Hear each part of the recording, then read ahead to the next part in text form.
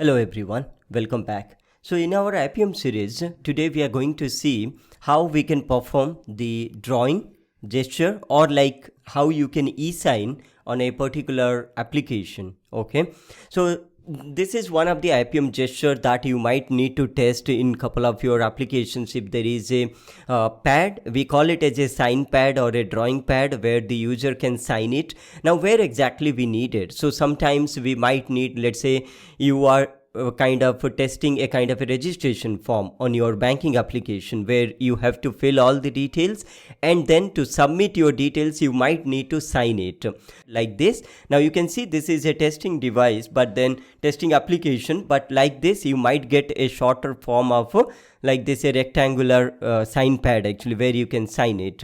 Now certain applications, they accept the e-signing on any of the document. Let's say that you're uploading a document and after that you need to sign on that. So based on the pad, sign pad, whatever you're signing, that particular drawing or that image will be imprinted on your document. So which is kind of an authorization. So these are the scenarios where you need to really test the drawing pad is really working fine or not. Now for sure we cannot really do a kind of a complete drawing where actually you need to, like, let's say that I need to do something and then all these things. We really don't want all these things. For our testing, we simply want to make sure that whatever drawing we are doing, drawing is nothing but, or the signature is nothing but a kind of drawing on your pad, right? So the same thing. Now there are a couple of things. I have also personally tested couple of mobile applications with e-sign. Now I'll tell you the most frequently coming issues are whenever you sign anything, right? You need to make sure that the sign is properly attached to the particular app or not. For an instance, let's say that I'm doing a kind of drawing actually here from top to bottom, a single line I have drawn. Now sometimes what happens, and then I'm trying to save it so that it can be taken by your application to a document or to somewhere. Now when you are signing something, right, if the app is having an issue, maybe it will not accept this particular line. Maybe it will just be empty after even you are drawing it and then saving it. Sometimes what happens, you are drawing it in the middle of the sign pad, right? Sometimes it goes towards right or left, or maybe it will crop a little bit. Now for sure we cannot verify it, I mean into the sense like I can drag it, I can do a line and I can see it here actually, but I cannot verify by using any assertion or anything. You can take a screenshot after you draw something, and then that screenshot you can verify after all the test cases are executed. So that's about how in the real time you need to test these signature pads in automation testing.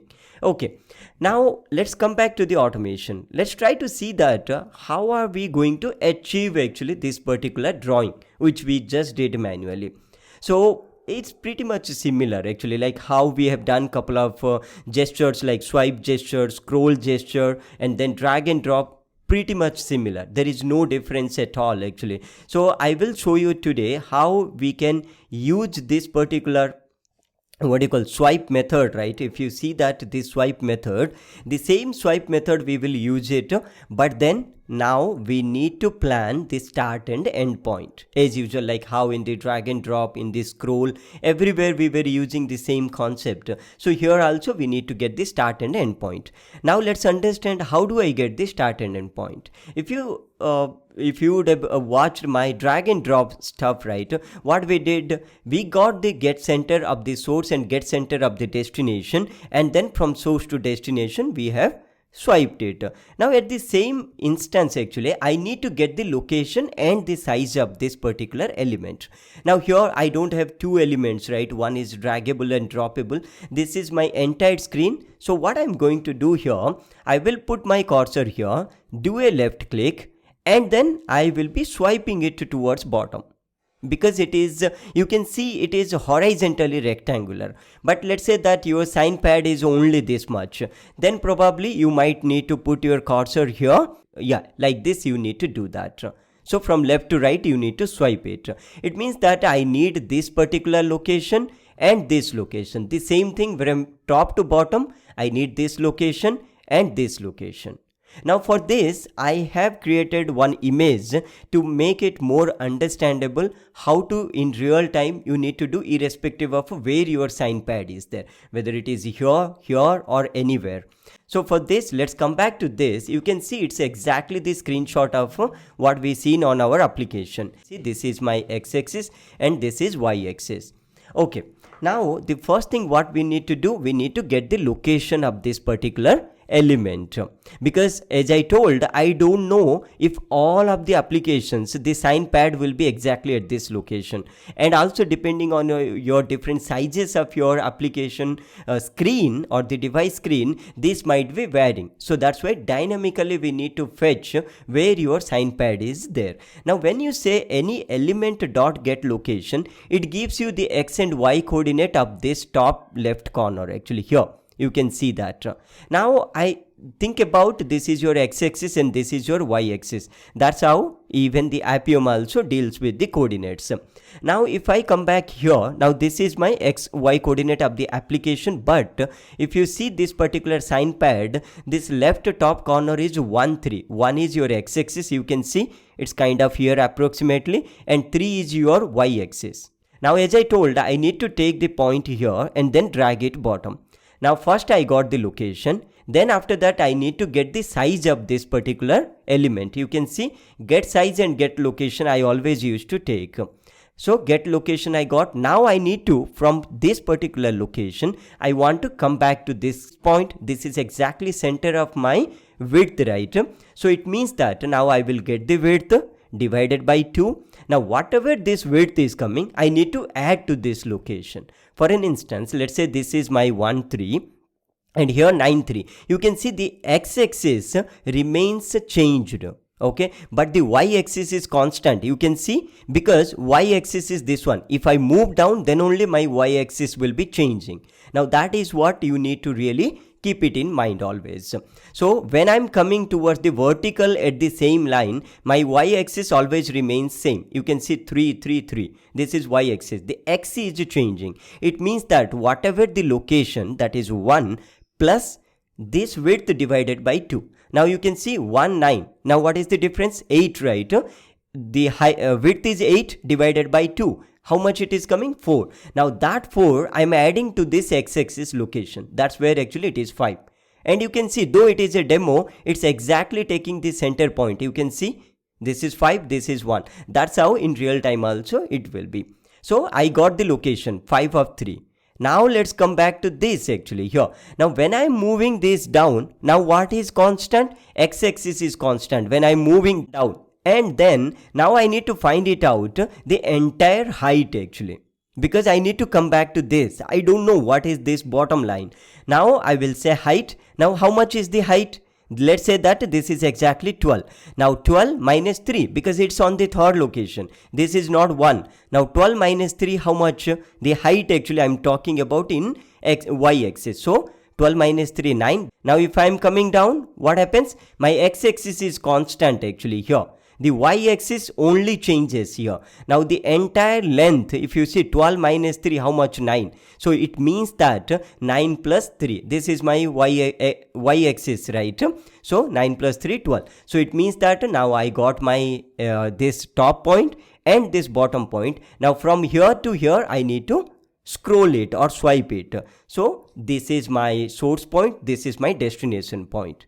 Now let's say that if you want to go for a vertical horizontal line for your if there is only this much sign pad is there. So exactly like how middle I discussed, right? Get the middle point of this, middle point of this. Always try to remember the first one is x and y is the second item. Then you can calculate the coordinates based on the location here. Okay, so now you would have got an idea about how to get the location of that or the xy coordinate of this one, this one, this one, and all these things. If not, you can refer to this image actually. If any of you already watched my scroll method, there we were taking the entire screen. Here we cannot take the entire screen because this is not drawable area. This is only the drawable area. That's why I'm taking all these things. So exactly the same concept, but in a different way. Starting from this location, I need to add it. Perfect. Now let's do one thing. I will implement into the real time. So I will create a package, and under that I will be taking, let's say that any one of these. Maybe I'll just copy paste this particular test into here for Android, and then here I will just say that I will, now this is what actually the emulator name here. This is my 13 is my OS, and this is the Sauce Labs applications package and activity. This, if you see this one, actually this particular application, you can clear it. Now how do you really launch it? If I go to the home screen, you open this application. When you open for the first time, it opens into this default screen. After that, you click on this drawing, find out the middle point of this and middle point of this, and then normally what happens, exactly from here it won't really draw that. You need to leave some space here. Like if you see, if I'm dragging here, no line is coming, but if I go from this middle point little bit down, you can see the line is drawing. So I will just do some pixels minus actually here, so that the draw will be perfect. If you're not understanding, and just watch it, how am I doing that. Okay, and here I will say that Appium app factory dot Android launch app, and I'm taking the options here. And after that, I will be taking this drawing. Actually, I will be clicking on this drawing option. Okay, so first, if you go to this, right, first I need to go to this. In the Appium inspector, I will be inspecting this one. Then I will be going into the drawing. I will show you these two things in the Appium inspector. So this is my Appium inspector, and these are all the details about the capabilities. Start session. I have already run the Appium server. You can see that. And let's wait for a moment. And here you can see. Now let's click on this, and you can see that the item that is open menu. Open menu is your content description, or I can use that as my ID as well. Okay. So once you click on this, then you go to the drawing. Oops, sorry, this particular thing I need to identify, right? Yeah, here you can see all these things, and here you can see menu item drawing. Here, this is the one. Okay, let me quickly write those two statements here. You can see that accessibility ID open menu dot click and menu item drawing. So now after executing this, I will be into the drawing panel. Now all these things I can delete it. It's not longer required, and here I will just delete this one as well, because I have already run these things, right, a server. Now inside this I will be writing the logic of what do you call that swipe gesture. Now I can call this util.swipe, right? Now for this, what I'm going to do, I will go to my util package or util class, and here I will create one static void, and here I will say drawing. Let's say that I will say drawing, and this drawing will accept two things. One is the point source, here point source, and then another one is that point destination, let's say these two things. And once I get that, then I will be calling my swipe gesture here. The swipe gesture need two things, right? This source, comma, destination, and then comma, scroll duration. This one scroll duration we have already discussed. Now here what I'm going to do, now here this point, right, whatever these two things, I will not be really taking from the test case. I will be creating that here dynamically. So I will just say that here draw panel. I will say draw panel, and here I will take all this P source and P destination here. So P and destination here. Now I will be creating this here, point, and then P source equal to the same thing. I will make another one, P destination here. These two things I will be calculating so that I can send it directly to here. That's it. Now let me first get the source and destination here. The same thing how we got here. So I will be copying this one, and if I come back here, now P source, as I told, I need to draw it. Let's come back to this image. I need to first get the location, and then I need to get the width by 2 actually. Now let's see how am I doing here actually. New point, and inside this I will be first taking the P location. That's my only location, right? So location, dot x coordinate I'm taking from that get location, and plus, as I told, get width by 2. Get width by 2 means size dot get width of what? Get width of this drawing panel, because that's what I'm taking. Now get width, you can see the automatically it is detecting by 2. Now if you see that, what is my y coordinate here? Now I'll just create a new line here. Now the y coordinate is that location dot y. Now here actually I don't need to add anything, because if you see that, what is my y coordinate? You can see on the same line, right? When it is vertical line, it means that the y axis remains same. That is what we have seen from the image. So that's why location of y. Now the same thing, I have to take the destination. Now I'll just copy this, and here if you see, what is my x coordinate here? You can see x coordinate remains same only when you are coming to this. So that's why I'm taking x constant. Get width by 2 will remain same only here, but your y axis is changing here. So if you see that, when y axis I have taken, because this is my y-axis, that's why I've kept a constant. But when I'm moving down, what will happen? The entire height I'm moving. It means that I will be adding plus, plus, I will say that size dot get of height. That's it. Now the entire height I'm adding to this y-axis. That's how I'm getting this 12 y coordinate. So now I got the source and destination. As I told, I cannot really drag from this top to bottom. I need to come little bit down here, and then till here I need to draw it. Now what is this actually? Which coordinate is changing when I'm coming from top to bottom? Means y coordinate. So this is exactly tip of this particular drawing board, right? I need to come little bit down. Means what I need to do? I need to come down in this sense. I need to add the exact location of that, let's say 10 pixels I'm coming down. Here I'm putting my dot, and I'm coming little bit up, not exactly to this point. It means that I need to minus it. So here I'm doing some minus. Now depending on your requirement, like let's say if you want to come back here, so instead of 10, maybe you can take like 50, 60, depending on how the drawing is coming. Now let's come back to this drawing, and now the next thing is that I think we haven't identified this drawing panel. Okay, I will do one thing. I'll go to this simulator. Here I'm clicking on this, refreshing this screen, and now this screen I need to, this is my signature pad or the drawing panel. Now this drawing panel, you can see there are a lot of XPath it is written, but don't worry, I will show you an easy way. If you come back to this, right, you can see you are getting a signature -pad.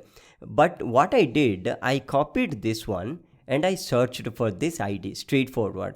It didn't search actually, so I had to use the XPath actually here. Now that XPath I have already copied for time saving. I will use the same ID only, but I'm using this view actually, and now you can see that this particular item is identified. So I'm using the same XPath actually here. So for that I will take this entire line. Now this one I will call this util.drawing. Do you remember? I think I haven't make it as a public, that's why I was not able to access that. So I will make it public. Let's go to the test case, and here util dot, and you can see drawing, and this drawing need just this drawing panel only. This drawing pan, that's it. Now based on this drawing pan, whatever the requirement is there, that logic is written here, and it should draw that line. Now let's see if this is really working fine or not. The same concept you can use it for iOS as well. So whatever this application we have seen here, right, the same application is also available in your iOS as well. And then my Appium server is running, simulator is also available here, active. Now let me run this test. Okay, and it should go to the drawing panel, and you can see exactly a straight line it came. After that you can save, and also you can take the screenshot also. Okay, so that's how you can do. Now the assignment is that how I have taken from top to bottom. Now you have to change as we discussed and make it as a vertical line. So I will put here